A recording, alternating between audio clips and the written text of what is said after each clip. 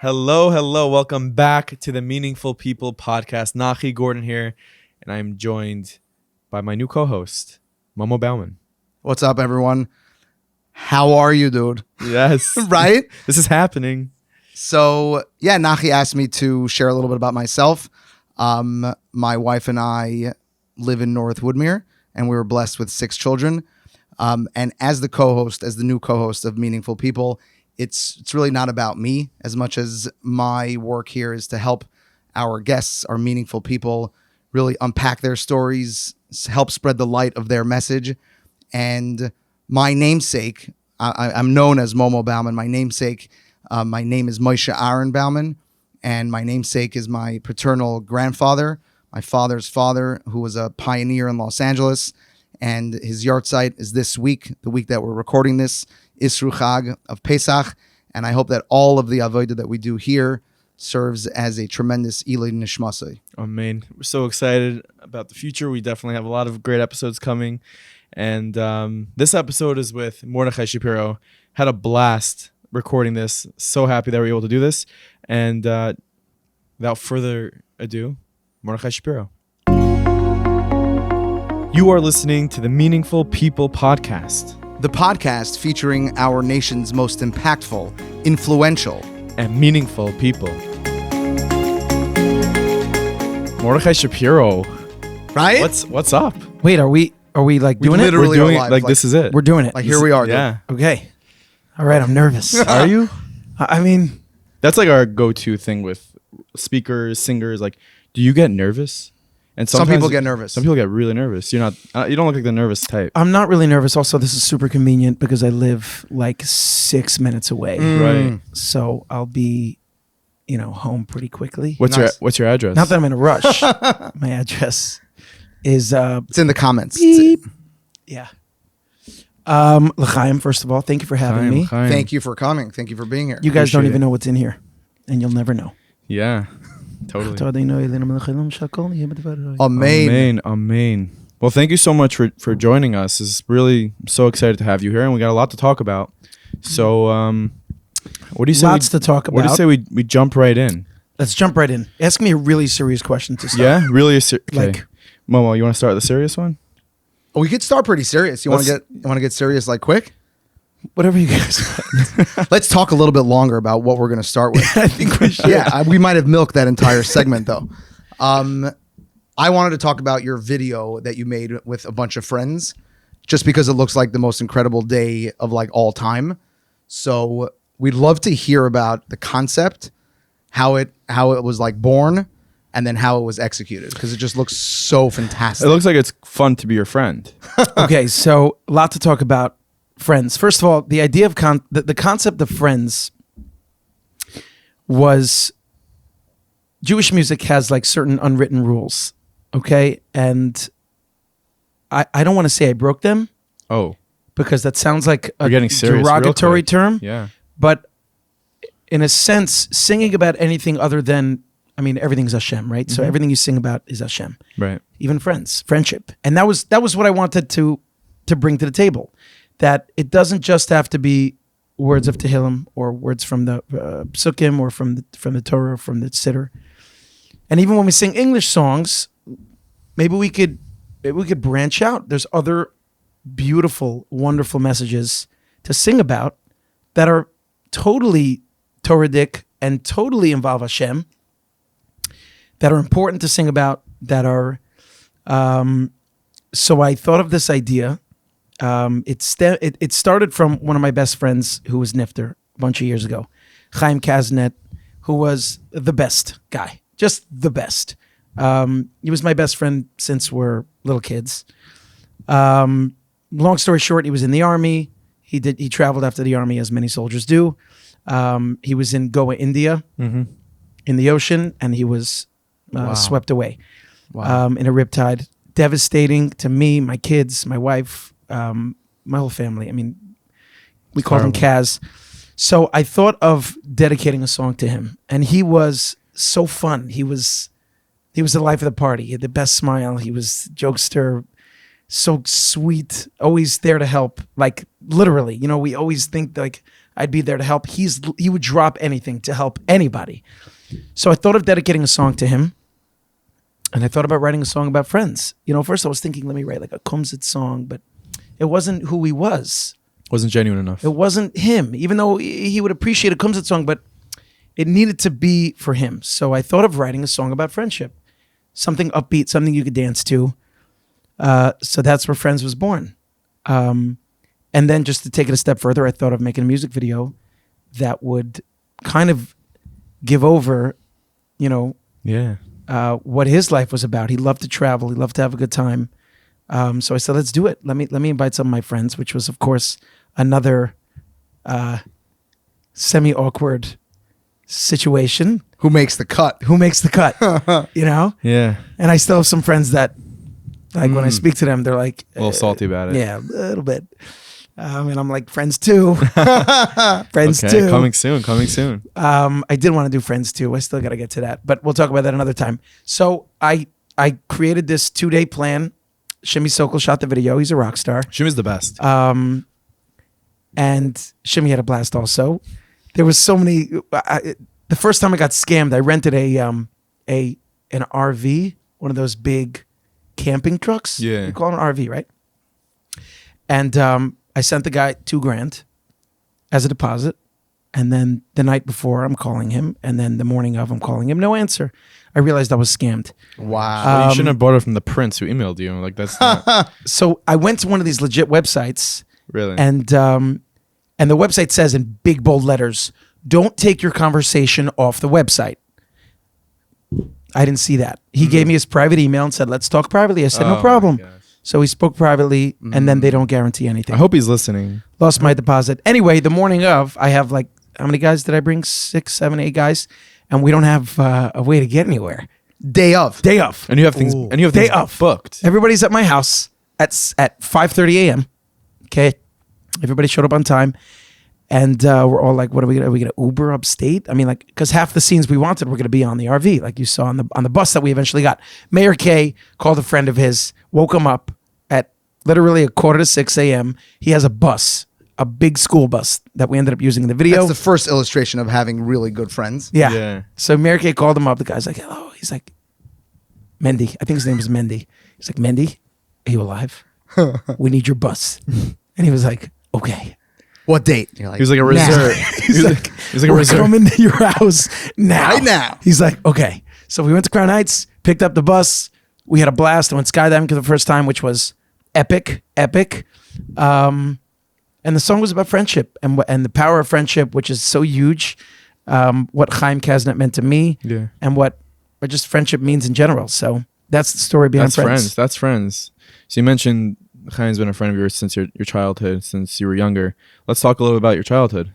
What was a little Mordechai Shapiro like? You grew up in a family of how many? I'm the youngest of 7. Whoa, okay. 6 siblings. Grew up in Monsey, New York.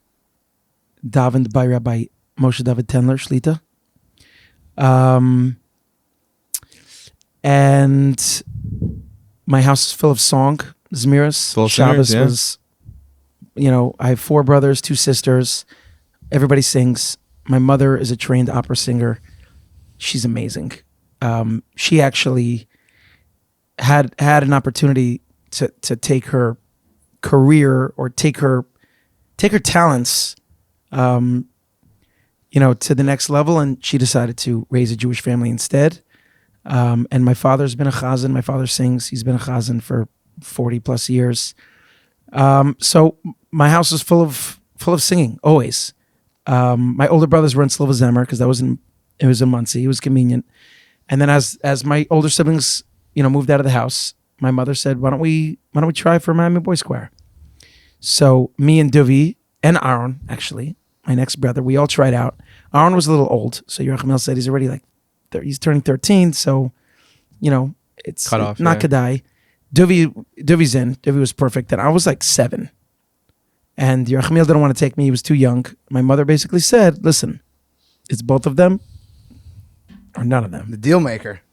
So he said, okay, we'll take him. So I joined when I was 7, just turning 8. And I was in the choir for 6 years. Learned a lot from Yerachmiel. Traveled the world. Made some friends that I'm still friends with today. And I wasn't just another choir guy that loved to sing. I mean, I knew singing was going to be my life. Really? That young? I knew it. I knew it 100%. It was just a matter of how, when, if I can't say I knew for sure that it was going to happen. Obviously, I had to see if my voice, how it was going to develop as an adult. But I knew it. I knew I wanted it. So I went to high school. My voice changed. I took a break for a few years. And then when I was like 18, 19, I started singing again. So that's my childhood. I mean, there's so much more You got married. to my childhood. I got married. How old were you when you got married? I was 20. I was 19 when I was engaged. Nice. Pretty young. And I got married at 20. Had a baby 9 months later. Had another baby 11 months later. How are you, dude? Dude, it wasn't a race. You know what? It was. Okay. Kind of was a race. Kind of was. Tax bracket. We moved to Israel. We made Aliyah, Nefesh B'Nefesh. Nice. I was actually just talking about that. One of my best friends, Yehuda Fine, making Aliyah this summer. No way. Nice. So tzeitzchim shalom to him. And Aliyah is intense in the most wonderful way. It's such a big topic. Aliyah. Yeah. We got Nefesh B'Nefesh hats, and I was like wearing it. My wife's like, she was like, Nefesh B'Nefesh needs to up their game in the hat department. Okay. Yeah. Okay. Like, they got to talk to me for a minute or thank you Hashem and upgrade those hats. Yes. Because anyway, I was wearing the hat anyway, and we got there and there was dancing and the whole thing. We moved into a small apartment in Rechavia. Let me know if I should stop talking if you want to ask more questions. Because This is literally about you talking. I can keep talking or I can stop, doing good. whatever. We moved into I'll an kick apartment you that we didn't even see in Rechavia. I walked in, I had like a meltdown because it was really small. And my wife was like, "This is beautiful. like the size of his office. It has a small and- mirpeset. It's beautiful." I mean, the kitchen, no. I mean, whatever. It was small. Okay. It was small. But it was great. It was, we lived like, I walked to the old city. I was very close with the tzaddik, Reverend from Brandwine, who was a huge inspiration for me. I was lucky to meet him. My brother Duvi introduced me to him. And I davened by him almost every day. We walked him for every Shabbos. He lived in the old city. Is he Chabad? No, He's not. It's a different brand one. no. That was He my was the attempt. Admor of Stretton, city in Poland. Okay. And he was connected to the Sulam, the Bala Sulam, who was the first parish on the Zohar. So he was a makubal, but super down to earth, spoke enough English and Yiddish, which was more comfortable for me. I'm joking, I don't speak Yiddish. No. But That trajectory, though, is not the let's get married and honeymoon in Israel. This was after you had 2 kids. This is Aliyah. That's- yeah, that's Nefesh. like serious. We're moving to Israel. yeah, this was for real. I didn't have support. My parents are great. My in-laws they're both amazing, but support was not really an option. Right. So You mean financial support? Financial support. All the other support they gave me. But so when I moved, I wasn't just learning in kollel. I had to get a job. So Yeah. I somebody hooked me up with a job at a school in Katamon for special needs, autistic children, and I chapped the rein. Wasn't the highest paying, but it was Financially. yeah. How much money did you make? Financially? Oh. But it was. That's, I made 25. I was kidding, I'm I made kidding. You don't have to 25 shekel an hour. it's a little bit. 25 shekel an hour, which is like, I don't know, $6. It was like $6 at the time. But I needed a job, so sure, I yeah. took as You many hustled, hours yeah. as they gave me. And very rewarding. Super rewarding. It was really hard. It was hard, but I didn't even know if that's what I was going to go into. I kind of, I don't want to say I moved prematurely. No regrets. It was all part of the Right. plan. But I would tell somebody now who's trying to make Aliyah to have a little bit more of a plan than I did. Or not. Or you can just go. Would you tell him to have 2 kids at 20? Or you can just go. I mean, it was all just part of the plan. I was Yeah. young and naive in a certain sense, but for an American to just dive into the Israeli culture is not easy. So for all you listening that want to make Aliyah, it's incredible, kol hakavod, but it's not super simple. So have a plan in place, and that's all I can recommend. Makes a lot of sense. You ended up back here in America. You don't live in Israel the rest of your life. I didn't, unfortunately. How'd that I guess happen? So moving back from Israel is very traumatizing. There's no nefesh b'nefesh flight back to There's America. No. There's no nefesh b'nefesh flight back.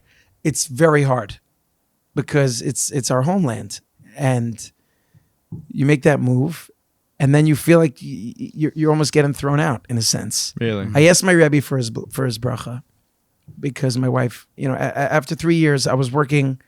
I'm not even exaggerating. I was going to this school at 6:30, opening up the doors. I stayed till 5, and then I got a bike, not a motorcycle. I ended up getting one of those later, but I had a bike, and I rode it to Harnof, and I was tutoring some boys in yeshiva there.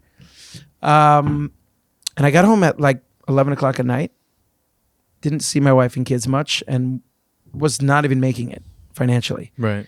So, and I still love to sing, but singing was not part of the immediate plan. I wasn't sure how it was going to fit in as an American living in Israel.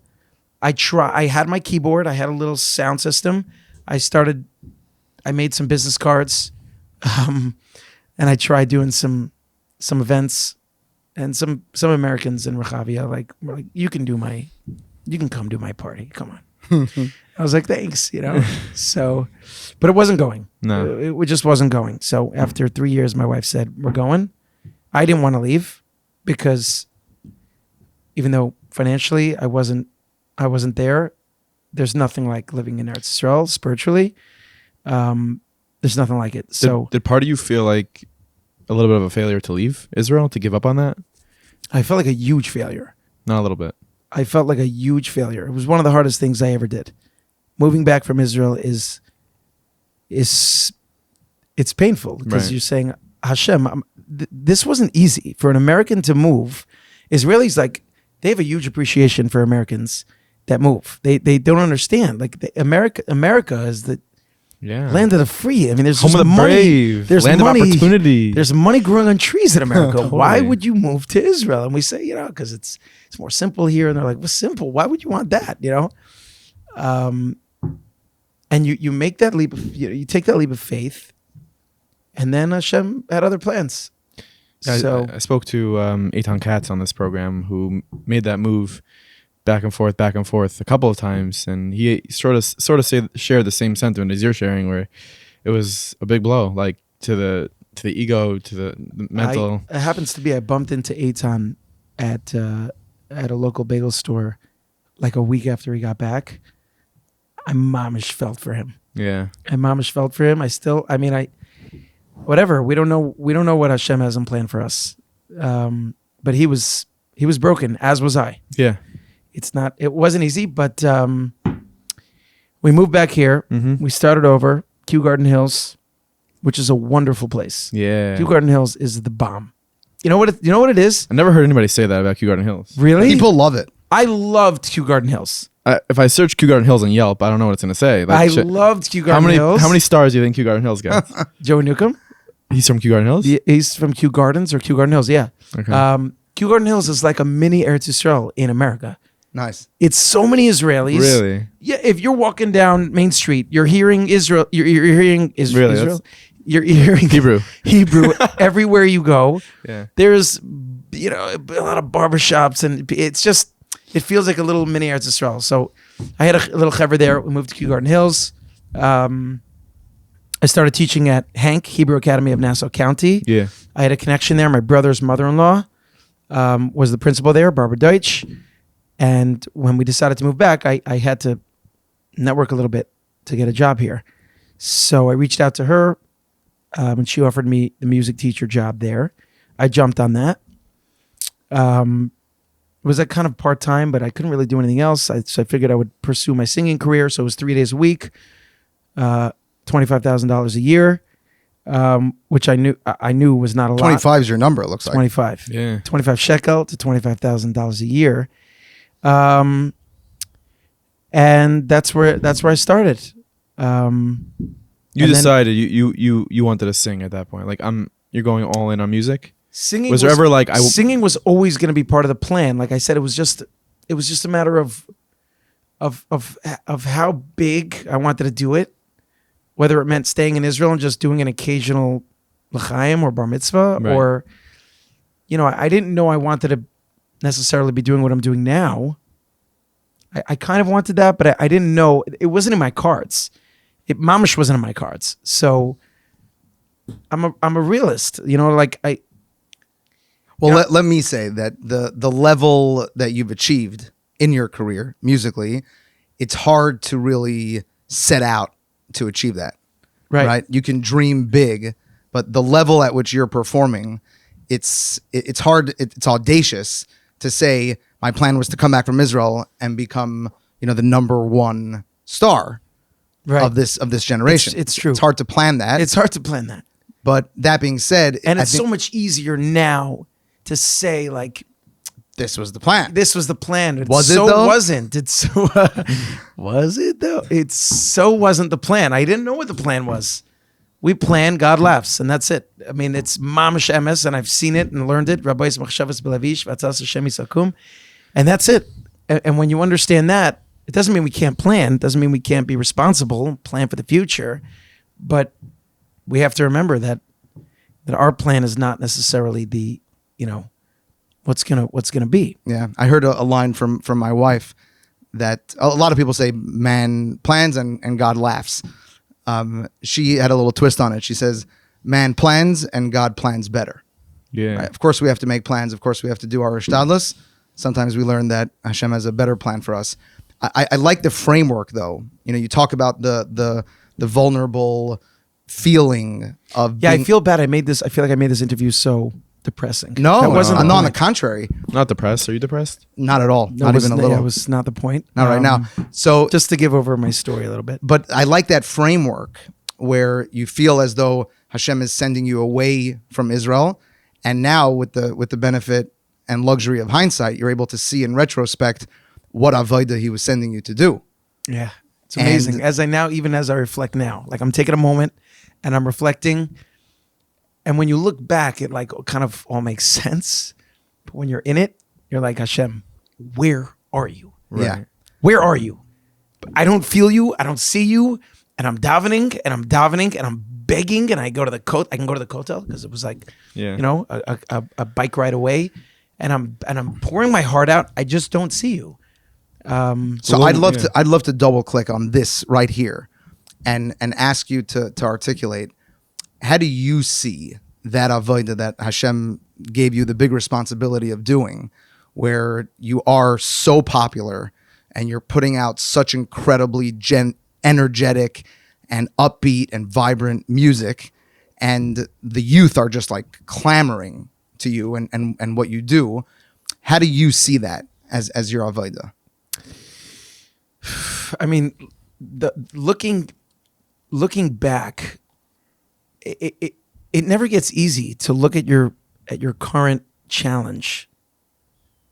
I mean, I wish it was, and I daven for Emunah and bitachon every day, but it never gets easy, because if we were able to see everything the way God sees it, then what would be the point? Right? Hashem puts us here for that purpose, so that we don't see the plan and we have to work through it and believe that it's going to work out, even if it doesn't, and it continues to just.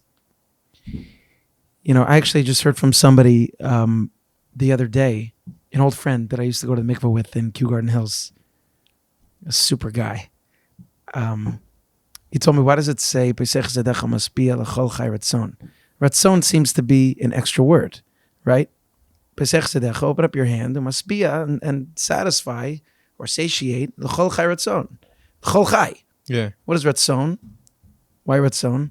So he said it seems that the pasuk seems to be stressing something by ratzon, that it's only those that have the ratzon that Hashem is gonna give to.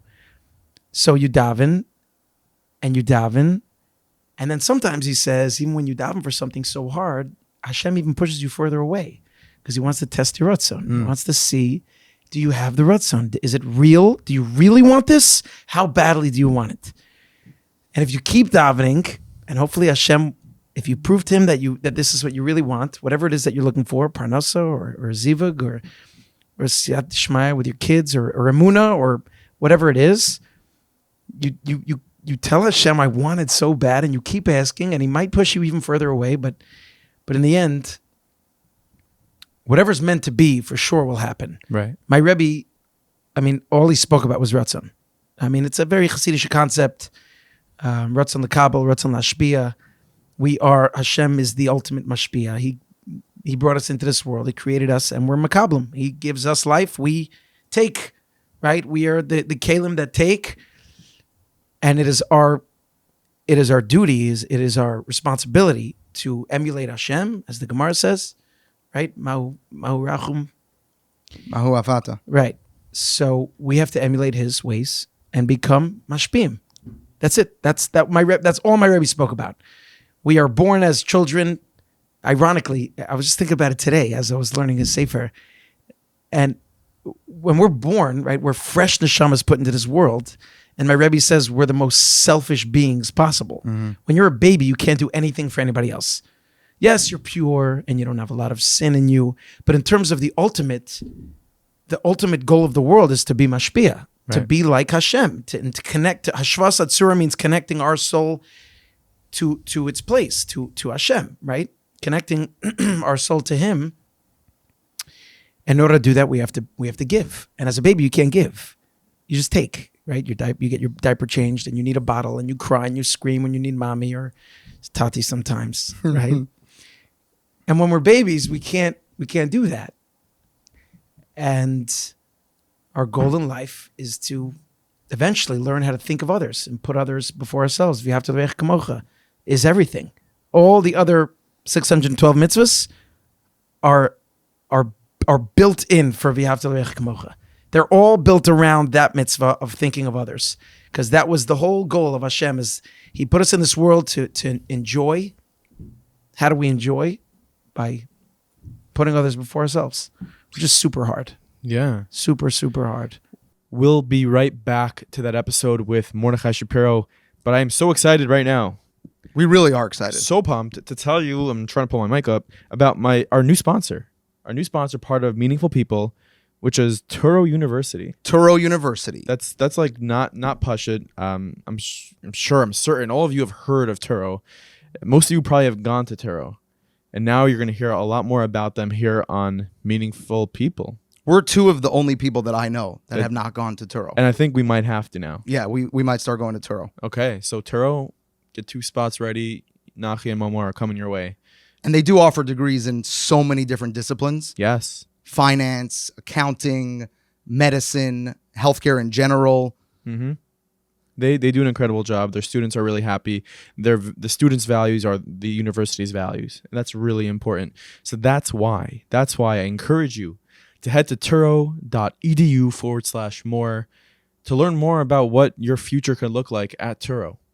One of the things you might learn is that 95% of students within 6 months of graduating are either placed at a job or within a graduate or professional degree.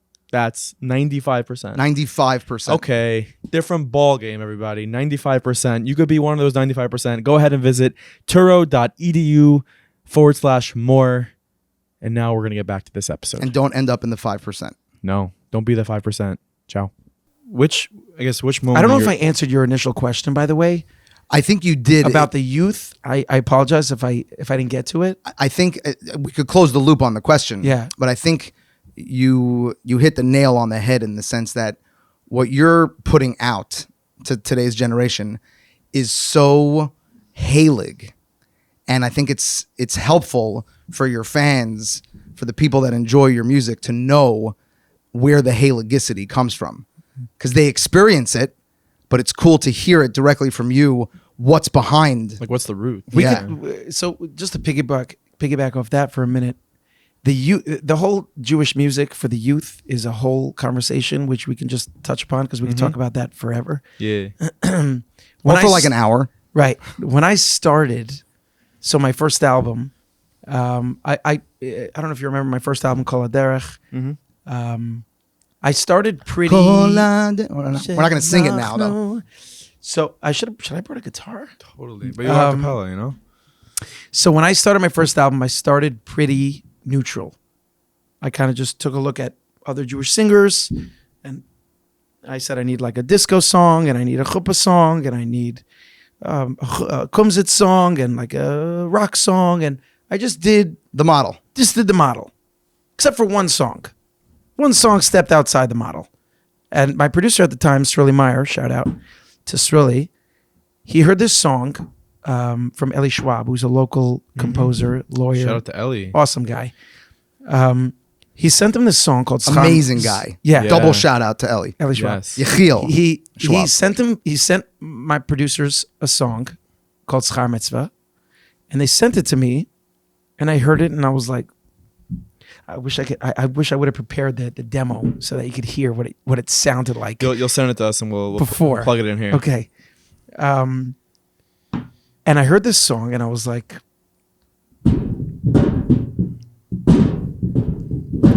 what is this? It doesn't really work at a wedding. It doesn't really work at a kumzitz for sure.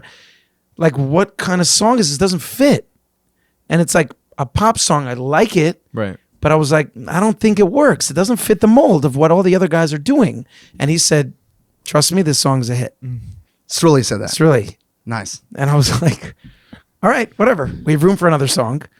So People ask, by the way, what do producers do? That's what they do. that's what they do. That's what they do. They know when you have a hit. Yeah. So we sent it in for arrangement. Jan Frater and Playmaster Studios. He has a few people there. Daniel Kapler, who I've been working with. We'll talk about that soon, about more like updated. But we sent Schar Mitzvah in to be arranged, and I remember getting it back from I'm smiling because I remember sitting in my car when he sent me the intro, as you guys heard, dun, dun, dun, dun, dun, dun, dun. And I heard it, and I was like, oh my God, what is this? This is crazy. And I was nervous because it was definitely fresh for Jewish music. Yeah. So I was super nervous. My producers were super excited. I went in to do the vocals, and then whatever. Fast forwarding, a few months later, the album came out. I put out first Kol HaDerech music video. Before you fast forward, Yeah. without zipping by those first few months, what was that like initial feedback? What did that feel like when you're like, holy cow, people love this? So, like I said, I was. If it was instant like that. I don't know if it was instant. I think people thought it was weird. And like I kind of built a standard Jewish music album. That's what everybody expected. Right. Like there was just the unwritten rules of Jewish music. And then there was this song, which I ended up putting number 2 in the album because I loved it so much. People were weirded out, you know? I mean, and then it turned from weirded out to like, hey, this is kind of catchy.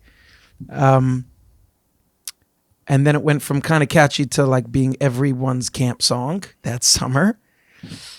And then I was doing a concert at Camp Ashar. Jeremy Joseph, who runs the camp, who's a super guy. We did the show, and the kids already were like kind of digging the song. And after the show, he said, we have a video crew here. And I said, yeah, I see, who ended up being Shimmy Sokol. He said, we have a pretty legit video crew here. Do you want to shoot a music video here? Once you're here. And I was like, That's how it happened? I'm kind of in the market to do a music video for Schar Mitzvah. Wow. He's like, done. And I'm like, done. Let's do Wow. it. So we planned. I came back 2 weeks later. Shimmy Sokol, who was like 17 at the time. And we shot it and went viral. Yeah. And like, that's a dream. Yeah. How's that As a feel? singer, to have a song that goes viral, that's like unimaginable. And like, I didn't even pay for PR. It was just like in the first week, it had 100,000 views. And I was like, this is not normal. This is crazy. And Schar Mitzvah just became the thing. But even then, I had Your schar mitzvah was mitzvah, right. and you got more and more and more. Yeah. Dad joke right there, huh? Even then, people still thought it was a gimmick. People still thought it was like, okay, it's cute. You know, it's catchy. You know, but was there anything more to Mordechai Shapiro?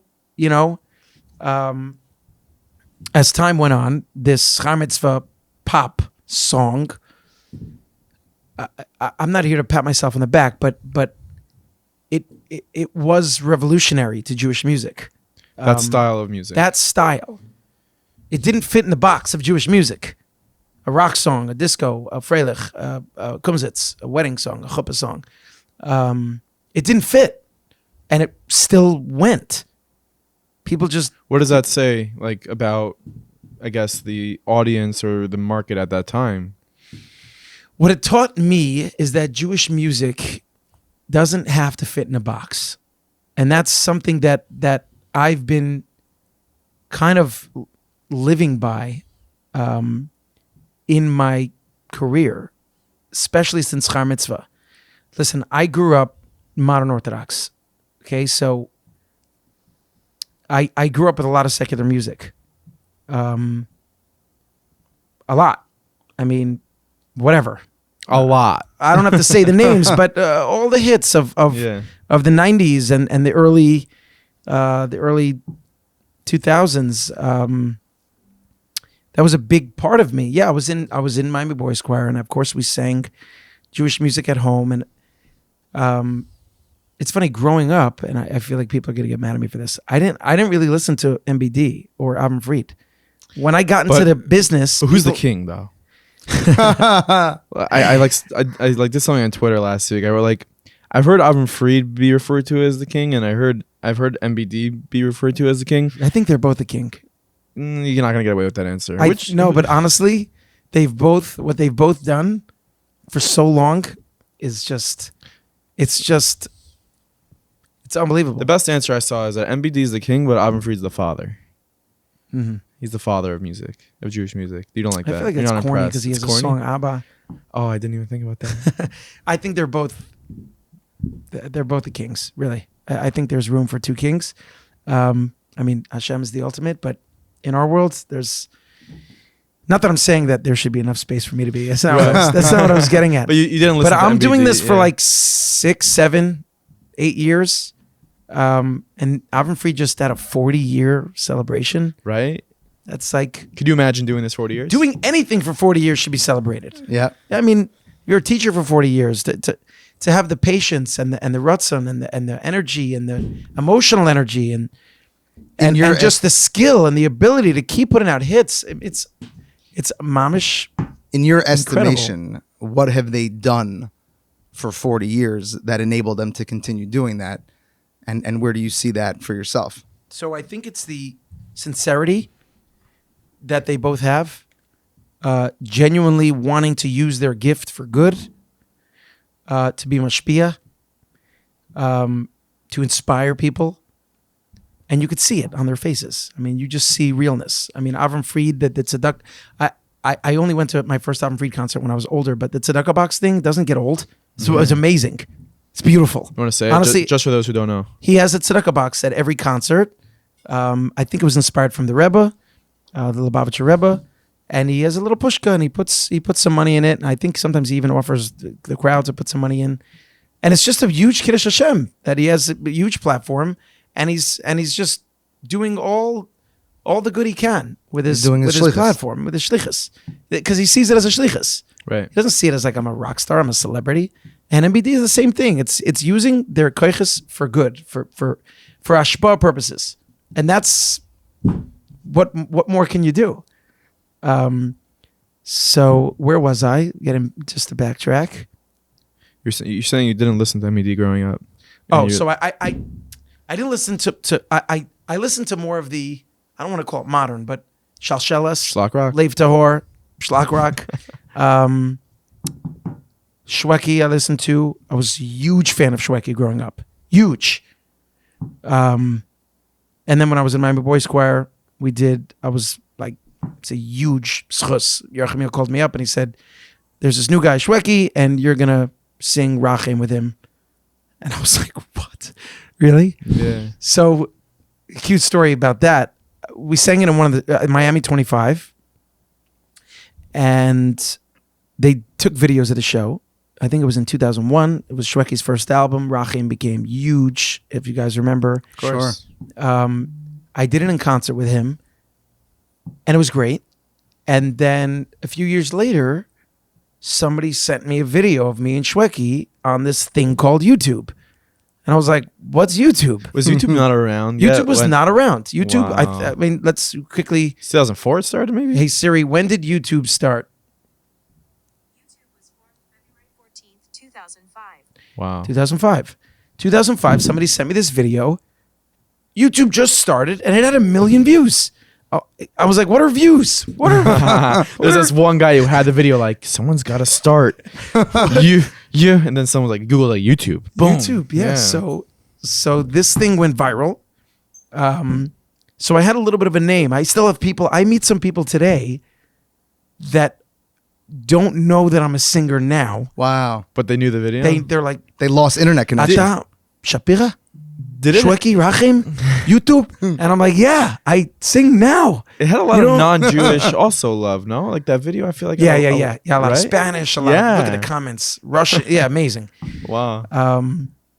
So I always looked up to Shweki, but I had a lot of secular music growing up. Yeah. And that has a lot of influence on my music now. Not to call it Goyish music, but something that I wanted to give over in this interview, because the youth, we were talking about the youth, and there's still a lot of, I don't want to say haters, but there's still a lot of people that don't listen to my music. They think it's pushing the boundaries. They think it's just not Jewish music. Okay. So I ask, well, what is Jewish music?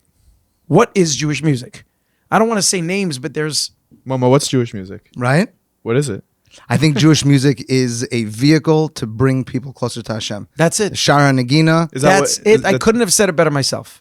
That is it. To get closer to Hashem.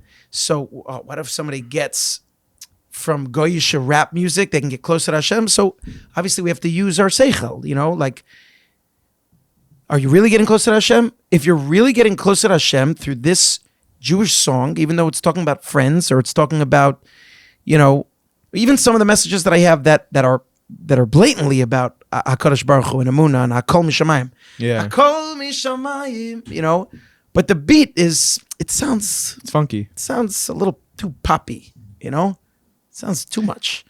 So I get it. Everybody has different styles of Well, music. a question I have for you on that is, for let's say those who are listening who are those critics or haters, misunderstanders. It's a good one. What do you do in your camp, right? When you're putting on music to sort of check yourself, well, this is too far. I can't, this is the line. Like, what do you have? What system do you have in place to make sure you're not getting too far? So there's a ruchnius detector, and then there's like a gashmius detector, which is just bouncing it off of people in my close circle. Mm-hmm. I worked, my first producers, and then Sterling Meyer, Avram Zamist, and then I worked with Donnie? Yitzi Waldner. I've worked with Donnie Gross over the years. He was never my producer, but we've done a Right. bunch of stuff together. I just kind of will bounce things off of people that I trust, my wife or some of my brothers or some of, just to make sure that it's not too much. But then it's mostly just what's in my heart and what's in my neshama. And just because it's a pop song and the beat is really geschmack doesn't mean that it's a goyish song. Doesn't mean that it can inspire Yidden. I mean, Right. Hakol Mishamayim, or even Schar Mitzvah, Hakol Mishamayim, Einod Milvado, Friends, Biyachad. Or let me think of some of the songs that are a little bit more maybe edgy. Einod Milvado is a good example. Right. Abba, even recently, Yeah. where the beats are just they're intense and they make you move. But the messages that I've gotten from people is, Einod Milvado came out in the middle of COVID, Yes. and the message for me was just, I was going through my own little depression. I wasn't on medication, but I mean, COVID was hard. It was tough. Yeah. It was super hard. In the beginning, it was cute. It was like, oh, we could be home. And the kids like don't have school. And like, we'll just be home for a few weeks with the kids and spend time with the kids. And after like 2-3 weeks, we're like, okay, this was supposed to be over. Like everyone's going to quarantine. The whole world's going to quarantine for 2 weeks and then it's over. And we're like, we can do that. Mm-hmm. That's fun. And then in your industry, it was really scary. it rocked us. Yeah. Rocked us. Like I mean, there's we had- no, like I heard Benny Friedman describe it as it's like selecting your calendar and clicking Control Alt Delete. That was your whole calendar. yeah. And not only that, but it was like returning deposits because like Yeah. it was hard. It was really hard. And after a few months of doing that and no work, I didn't even have inspiration to like write. I would go to my piano and I was just like, I had nothing. Right. The only thing I was able to do with my piano, a lot of us singers got bombarded with like video requests, Zoom stuff. Yeah. and Zooms. So before Cameo came out. Right. So I was just sending out. I sat for like 2 hours a day, and my family knew. Like I didn't even mind it because like everyone knew everyone was home. So if my kids made noise, it was fine. Bar mitzvah videos and weddings, and everyone was. My son, his bar mitzvah was canceled, and it was hard. It was really horrible for everybody. It was hard. It was really hard. And after a few months of no inspiration, I literally begged Hashem to give me something. And I just thought of what I'm going through in COVID and no work and just my lack of emunah that I was hoping to have more of. And then this concept of Einod Milvado, that it's all him, came to me. Einod Milvado. And the melody and the words just came to me. And then we built around that, the verse and the beat. And we made a super cool beat because I feel like people needed to wake up. I needed to wake myself up in the middle of COVID and to remind myself that it's all him, even if we can't feel him or see him. I can tell you that it worked because in our household, we were in quarantining and we put a projector up on the living room wall and we just danced to that song for like on repeat. Right. Let's set the record straight about those dancers, though. What? Let's set the record straight about those dancers. Yeah. Not Jewish. No chance. So The main dancer was some of them happen to be Jewish. Oh, But no, I have a choreographer who brings a bunch of guys, and Yeah. I feel like a lot of people don't even know this, but it's fine. I dressed them up Right. in tzitzis and kippas because I wanted to have a Makes sense. Yeah. a Jewish feel. But Jewish, it's hard to find that many Jewish dancers. Who could dance like that? Yeah. Nachi's offering his services is what's Right. happening here. No, I can audition you. if you Yeah? like. Yeah. Right now? Later. Okay. Not right now. But anyway, this was a good example of a song that still a lot of people from certain communities just had an issue with it. They said this isn't for our youth. This is not. So Jewish. it's It's not Jewish enough. How? Yeah. But somebody told me that I don't know if it was Einod Milvado or Kol Mishamayim. She said she lost her father to COVID. The only thing she listened to was Einod Milvado. It was the only thing that gave her chizuk.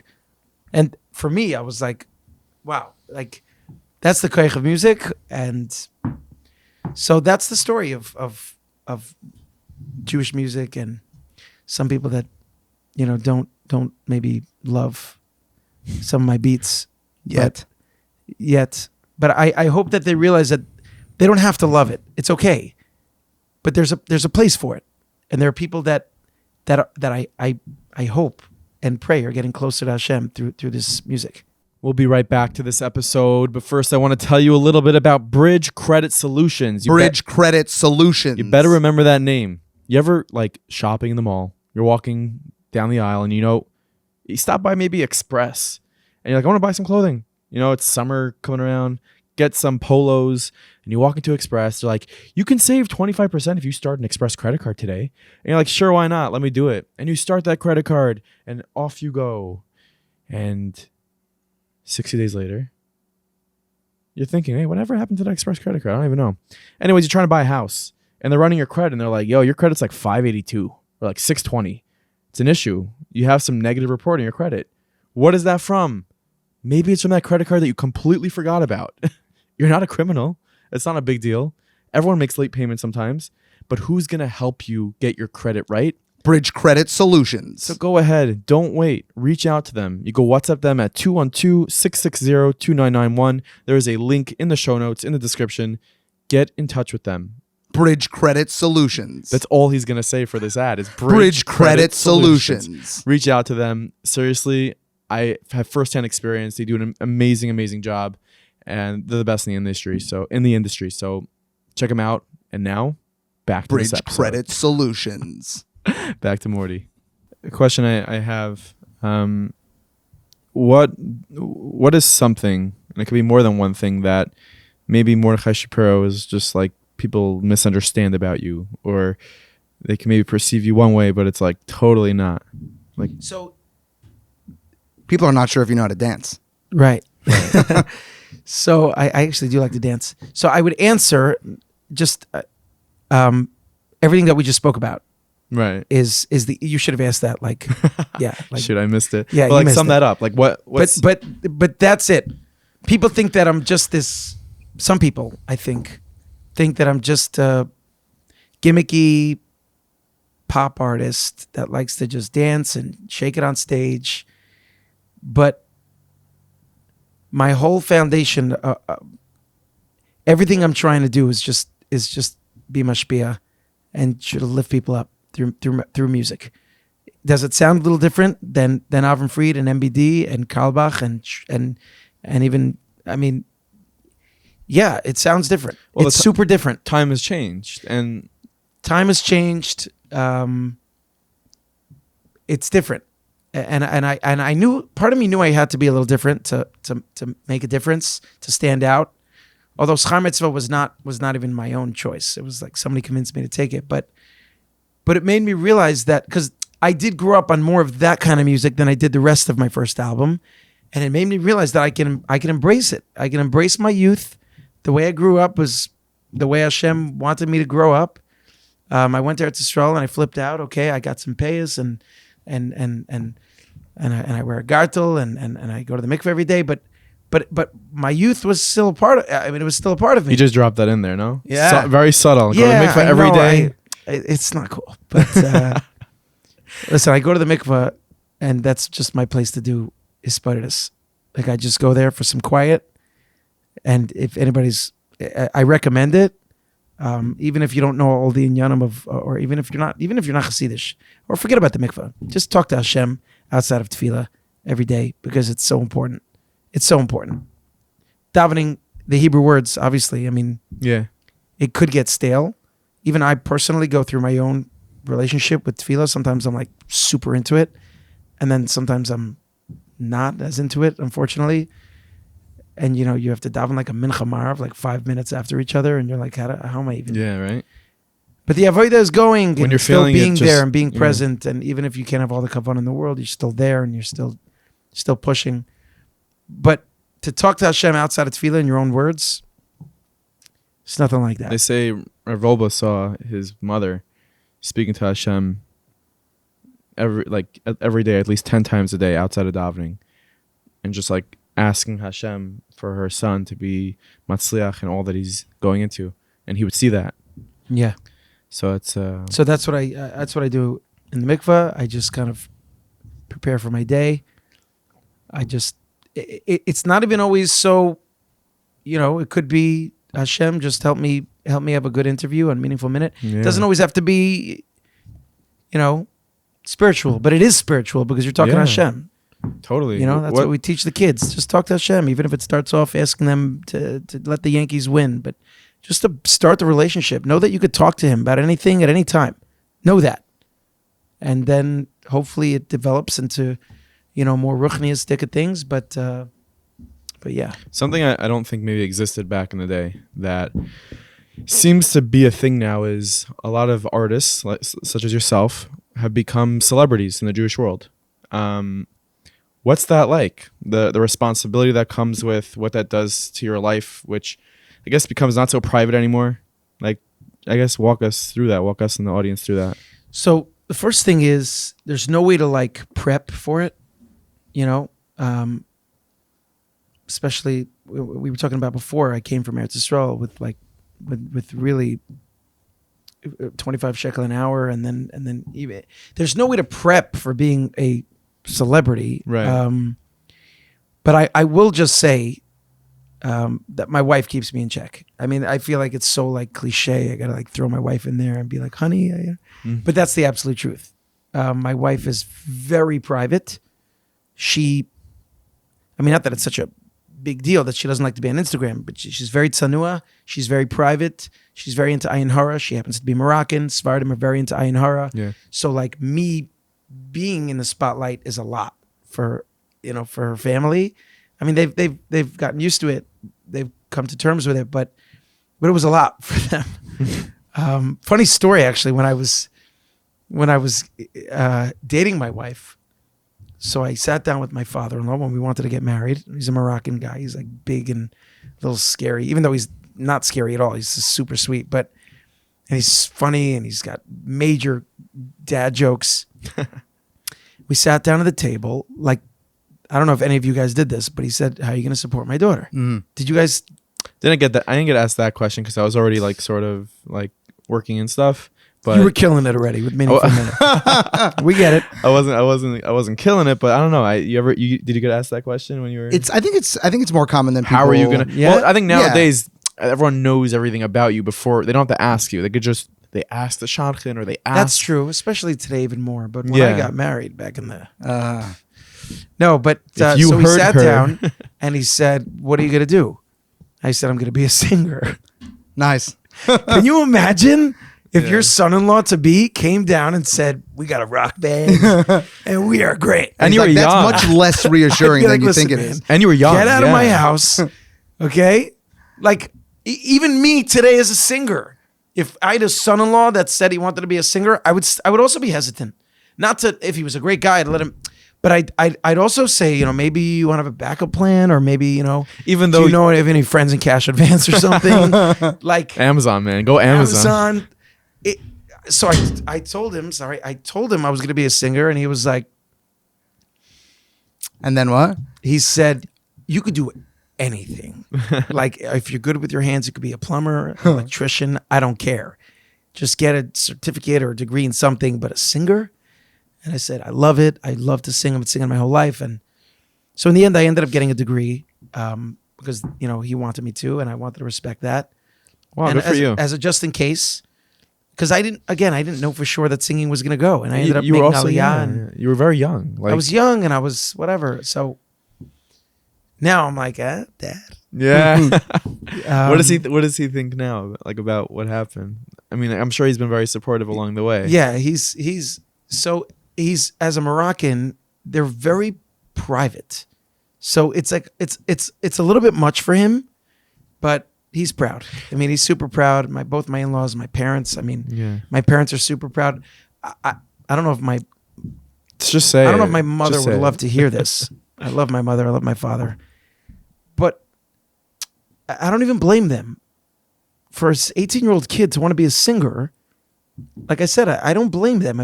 If my son wanted to do it also, it's hard.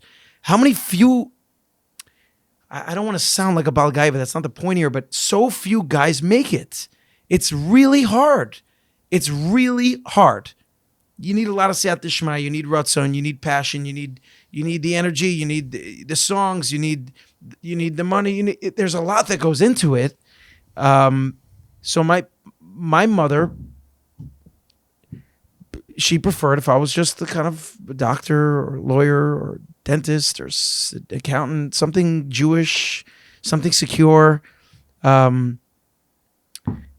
mean, my father never made a great living. He drove for Monsey Trails in Monsey for 30 plus years. I look up to him tremendously. He did whatever he had to do to make a living.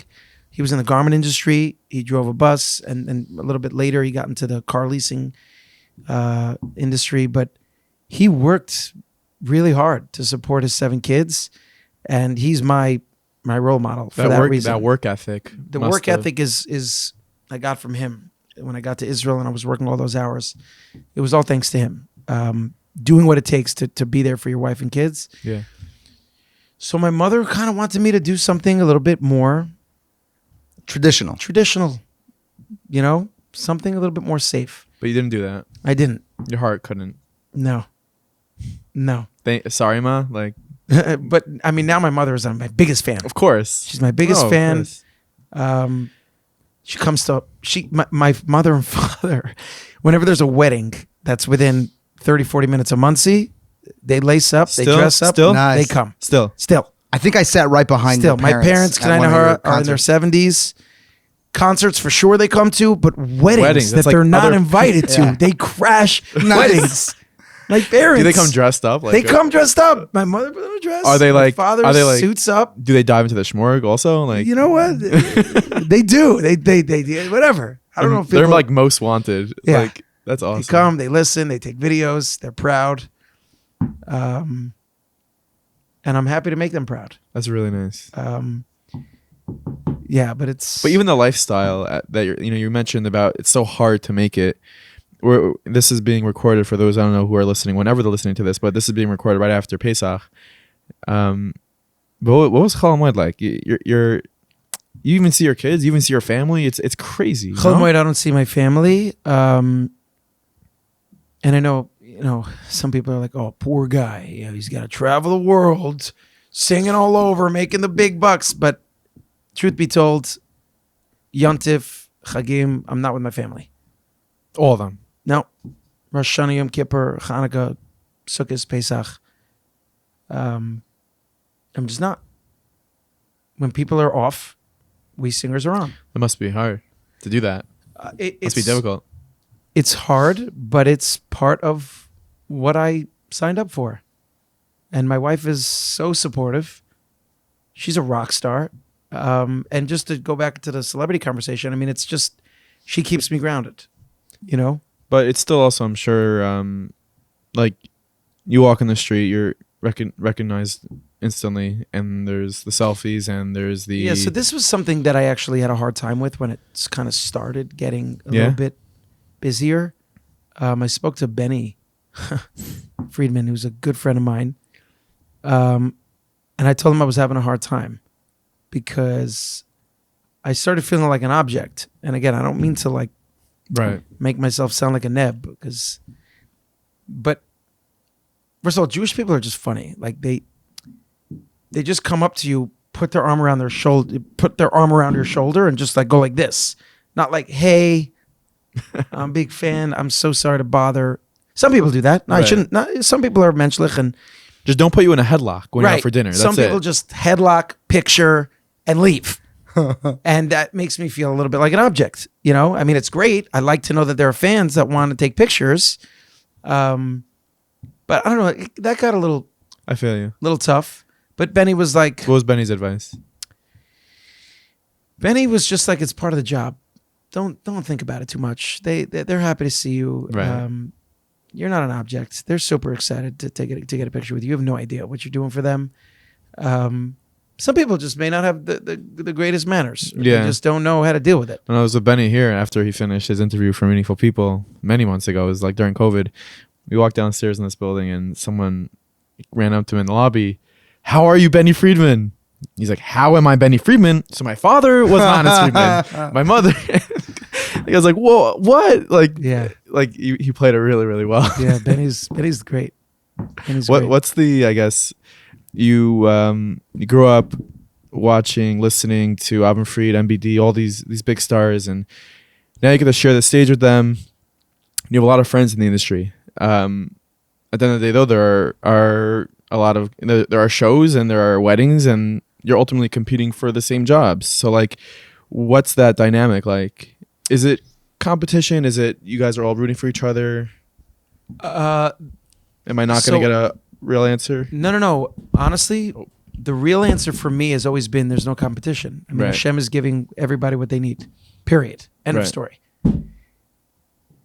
From a totally gashmias, like taking Chas v'Shalom Hashem out of the picture, saying, okay, so somebody's calling either Mordechai Shapiro or whoever. I'm not even going to, everyone's going to hack. The fist thing he meant. Said, they want me to say it. I'm not going to say it. Like, know what it who is? does he put himself in the conversation Whoa. with? You know, I'm not even gonna do it. But so they could have called him, they called me, or I know they called me, and then I know that they ended up using him. But that's part of the plan. That's Yeah. Hashem's. He runs the world, and Baruch Hashem, I've been so blessed to be able to do what I love every day, and there's enough to go around for everybody. There could be Yeah. more singers. I actually remember a crazy story. When I was getting into the business, when I moved back from Israel, before I put out an album, so I don't remember who it was who told me to just like network, just call people, learn the business. So I was like, okay. So I tried to get as many numbers as possible. I called up a bunch of singers. I'm not going to say names. And truth be told, You gotta say names. I remember. I'm always the guy that empowers the guest to not say names. I'm like, say names. No, don't say names. It's fine. We don't do. I mean, whatever. It's don't have better to. if I don't. Even though it would be good for the story. But I started calling bands. I started calling singers and musicians and just kind of networking. Hey, Mordechai Shapiro here. I'm trying to sing. Honestly, nobody helped. Really? That's the truth. Nobody helped. And don't think who it was, whatever. It doesn't matter. Nobody helped. And I get it. People are busy. And people are really busy. And juggling family life and work and everything else, especially for singers who are traveling. And, you know, not everybody needs to be a mentor. And one guy in particular, Mamish, was like yelling at me. He said, "What are you doing? You think we need another singer in this business? All you youngsters are taking away work from me. I'm trying to make a living. And all you guys just think you can come in and undercut us at cheaper prices." And I was so taken aback. I was like, I did not expect that. Like, Right. wow. And then he gathered himself. I remember he was actually driving through a tunnel. He lost service.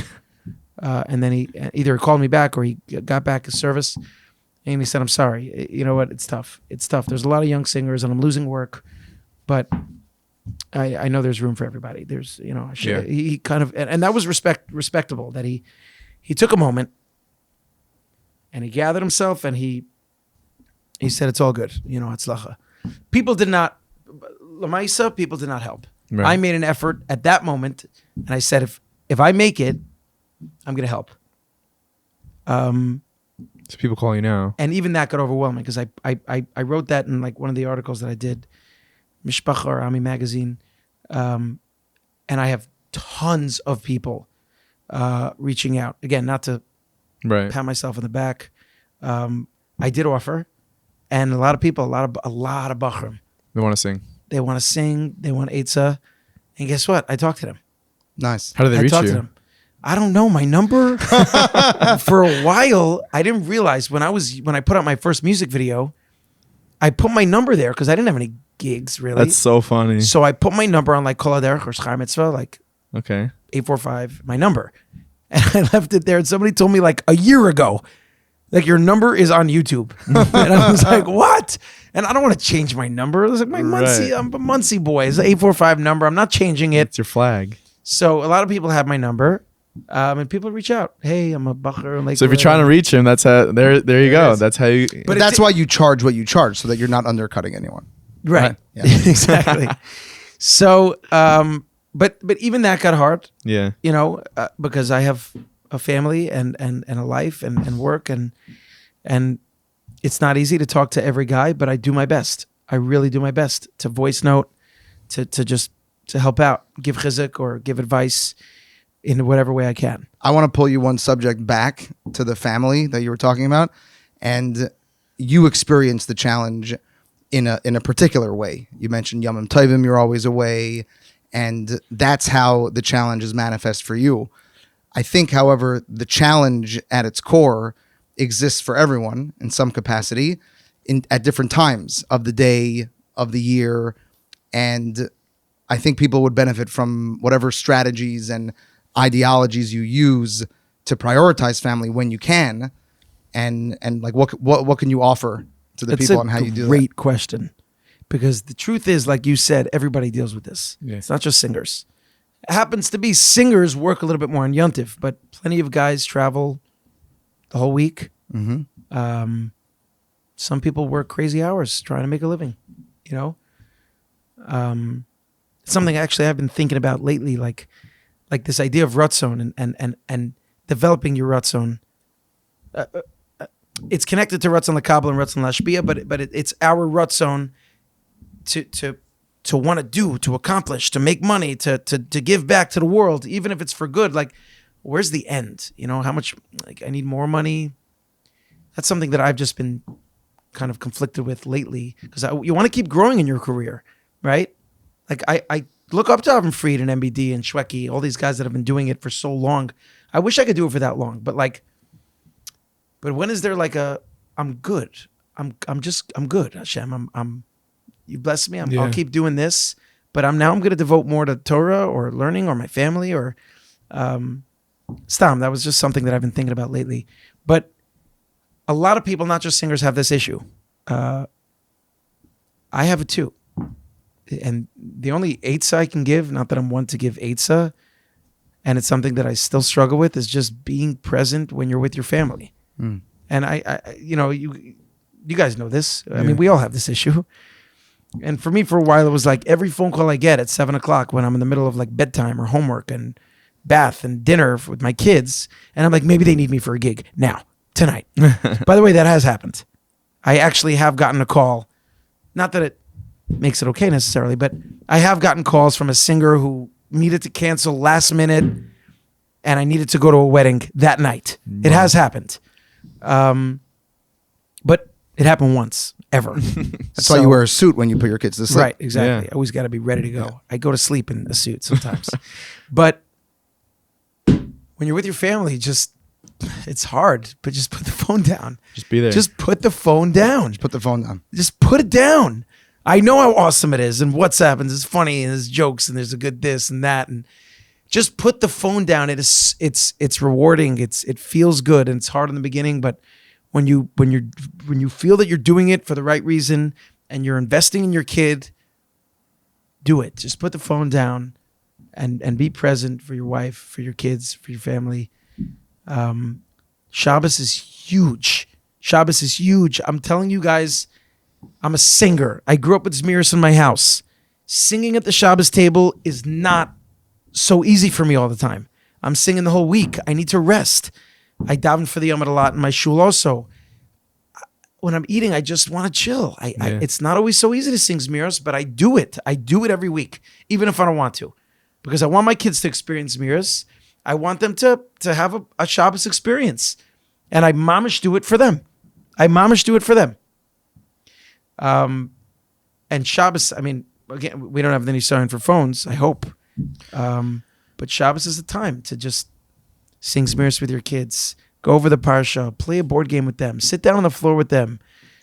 I know you're tired. I know, guys, I know you're so tired. We all work hard. But before you go and pass out on the couch because you had too much to drink, have a little bit less to drink. Yeah. Get into PJs, get comfortable, and pull out a board game with your kids. Play cards, do something. This is what they need before you know it. They're going to be older. I'm talking like I'm a gaver, like I'm an older guy. This is my nisayon too, and I work really hard at it. I get comfortable, I get out of my suit, I get into some pajamas, and we get on the floor and we play a game. And that's the key, because our kids are the future. Yeah. And before you know it, people older than us tell us like it goes by so fast, and we have like sometimes a hard time relating to that. Roll our eyes. But like, I don't know, my daughter's 12. My next daughter's 11, and it is happening pretty fast. Wow. Like my daughter, who's now 15 months, when she started walking, I'm not joking, it was a little sad for me. Because I'm like, oh my God, she's walking. Come on. She's so cute. Why are you walking? But it's beautiful. I mean, she's adorable, and I'm obsessed. I love babies. I know. But it happens fast. It does. And they're walking, and then they're talking, and then they go to camp, and you're like, what? You're leaving me for 2 months? And then you're like, oh, it's kind of geshmak. I'm joking. But You got to invest in the kids. You got to invest in your shalom bayis. Men got to drink a little bit less. Yeah. For real.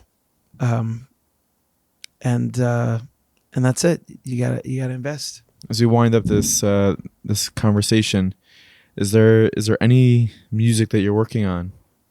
Maybe hasn't been released yet that you wanna. Yeah. So new album is coming out. Lag Ba'omer, Mitzvah Shem. Oh wow. I actually was trying to get it out for Pesach, like before Pesach, even though it's like a strange time because Sfira, nobody does that. But I thought because nobody does it, maybe whatever. So I'll put it out 2-3 weeks before Pesach, and then Chol Hamoed, people still listen, and then afterwards, so Sfira, and then people listen again, like Ba'omer. What's the big deal? Right. But it just wasn't ready. So I think Hashem thought it would be better if I just waited. Man plans. Hashem plans better. Exactly. And I worked so hard to get it out for that Rosh Chodesh Nisan. Well, first I tried for Purim and then Rosh Chodesh Nisan. Then it didn't work out. So Lag Ba'omer, it's ready. I mean, it's mastered. It's going to print this week. You want to give us a taste? So in this album, I'll just give you I'll speak it out a little bit. Achas just came out. Achas Sha'alti. It's a different sound for me. I that question that you asked, something about you that people may not know. Yeah. So this actually might be an appropriate answer. People think that I'm just a pop guy, and it's not true. What else are you made of? I mean, I love a good kumsitz. I love a good Fabrang. Chassidus. I love Chassidus. At the HANC concert, you rocked the Barditchev Nigun. Yeah, Barditchev Nigun. I love Nagunim. I love Karlbach. I really do love all kind of music, but specifically, people think that I'm just I can just do pop. And in my own fault, I kind of, Schar Mitzvah was my first thing that went, so I kind of built on top of that, and it got a little bit tough for me to sell a Kumsit song. It did. Mm-hmm. Well, first of all, people put me in a box. He's the pop music guy, and then I put myself in the box. I just did. That's the strength of a communal hashba. Yeah. And I blame myself for it because I mamish locked myself in this box and said, this is all I can do. And it was working. It was getting me gigs and concerts, and kids loved it, and people loved it, and people danced. But there's more music that I love and that I can put out. So I mean, listen, I have put out some slower stuff, but I was never confident with it. I never really pushed it at concerts. My concerts are like fast song, fast song, fast song, fast song. Okay, I'll do Hayom because it was a popular chuppah song. Fast song, fast song, fast song, and then I'll just throw in a slow song. But I didn't give it the strength and the. So this album is gonna. So this album has a little bit more. It definitely has some pop. Don't get me wrong. It has geschmacka stuff that you can dance to and really good messages. But I wanted to try to push a little bit more. Achas is a little bit more singer-songwriter, a little bit more Yishai Ribo-esque, if you will. And I put it first on the album to say, here, I'm trying for real. I love this kind of music also, and I hope people enjoy it and will embrace it. And I have a couple of nice slow songs on the album that I hope people enjoy. Mitzvah Shem, like Ba'omer. Amazing. Nice. I saw you recently did some work with A.B. Rottenberg. What was that like? A.B. Rottenberg is what a guy. I'll tell you quickly a story. So A.B. Rottenberg called me. You want to do a song for Journeys? I said yes. I didn't even hear the song, but I said yes. I grew up on Journeys. Nasa V'Nishma. Grew up, yeah. I mean, it's not even a question. I grew up on Journeys. I know all the songs. When I need a good cry still today, turn on Journeys. Teardrop. Yeah. I mean, in a one-room apartment. Yeah. It was beautiful. I mean, when I'm on the highway and I just need a good cry, just turn on Teardrop and I'm sobbing on the highway. A.B. Rottenberg has such a way with his words. So he called me. I said, okay, I'm in. Donnie Gross called me. Let's do it. Okay. Heard the song. I said, it's beautiful. I love it. Thank God. I went to record by Donnie Gross. My wife happened to be out of town, even though she's never out of town. My mother-in-law was supposed to watch my baby, who she's now 15 months at the time. She was like a newborn. I called my mother-in-law and I said, hey, I got to run to the studio now. It's Monday morning. She said, I have a dentist appointment. And I was like, oh, man. Mother-in-law's. No, I'm joking. She's great. But I didn't have a choice. A.B. Rottenberg lives in Toronto. He was only in for a day. This was the day that we booked for a few weeks in advance. So I showed up to the studio with my baby. Nice. A.B. Rottenberg. Let's see if I can quickly pull it up. A.B. Rottenberg sat with my baby in his lap for 2 hours the entire session. That is amazing. Fed her. He's a Zaidi, you know? And burped her. And I was just, here, I'm going to pull up the picture so you can see it, just so you can appreciate his godless. That is so Halik. A.B. Rottenberg. Wow. We're going to post that. We're going to get that That's up there. awesome. You'll get it? Yeah, you'll send me all Okay. up there. A.B. Rottenberg feeding my newborn with his Crocs and his wife. Yeah, the Crocs. He yeah. is just, it's perfect. With his headset on. Listening. with his list, and he's To the listening. session. Amazing. Here, she's smiling. Wow. It was amazing. Wow. It was unbelievable. He's such a gadol. And he was coaching me. I mean, the experience just from a music end, the way that he interprets words is like a whole new world. Right. I mean, I try to do that when I sing, to really feel the music. But the way that he does it is a whole new level. Nothing in your master. life will ever be more meaningful. Just the way that he had me place the words and feel the words and taste the words was just, I mean, that's something that I did not take for granted. I loved every moment of that experience with my baby, with Donnie Gross's super geschmack. Yeah. So yeah, that was tremendous. Mordechai Shapiro. Definitely a lot more to talk about. We're gonna stop it right here. Maybe round 2. Part really, 1. Yeah, really appreciate you coming in. I'm so happy we were able to do this. Thank you guys. Thank you, dude. This was great. L'chaim. Chaim. New music coming soon. Can't wait to hear it. Can't wait. Enjoy. Bye, guys. Shkoyach. Hope you enjoyed that episode of the Meaningful People podcast. Momo, how was that? That was awesome. It's your Seriously, first, dude. your first episode. Right? How does that feel? It was really, really nice. I thought it was so cool how Morty brought out really the haligicity behind Trademark his that already. work. Haligicity. Yeah. Haligicity. But like, I really like how he gave people a window into his process and into really what goes behind his music. And it was a really cool conversation. Yeah, and honestly, take him up. Look at one of his music videos. His phone number might be on there, and just like spam it, you know? Anyways, if you enjoy our podcast, if you enjoy Meaningful People, hit that subscribe button. Hit it hard. Smash it. Like, break your phone screen. Like, Right? Come on. And then we'll maybe advertise for one of those phone fixing screen places. But go ahead and subscribe, because why not? You'll be notified as soon as new episodes are coming out. And if you're watching this on YouTube, leave a comment. Subscribe as well there. We'd love to see your feedback. And of course, Meaningful People has more episodes coming your way, so stay tuned.